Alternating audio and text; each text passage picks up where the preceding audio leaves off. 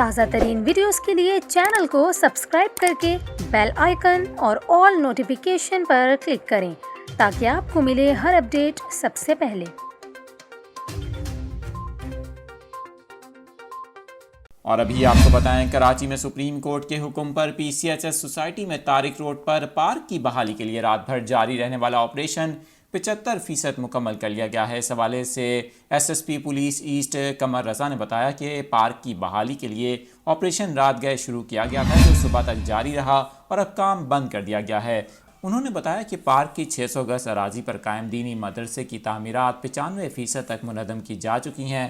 S S پی نے مزید بتایا کہ پارک پر کلب اور متصل 4 دکانیں مکمل طور پر گرا دی گئی ہیں، جبکہ پارک پر قائم 8 دکانیں اور ایک گھر کا مکمل انہدام باقی ہے۔ پولیس کے مطابق سپریم کورٹ آف پاکستان کے حکم پر پارک کی بحالی کا کام پیر تک مکمل ہو جائے گا۔ اس کے ساتھ ہی مین طارق روڈ پر واقع مدینہ مسجد کے انہدام کا معاملہ بھی فی الحال مؤخر نظر آ رہا ہے۔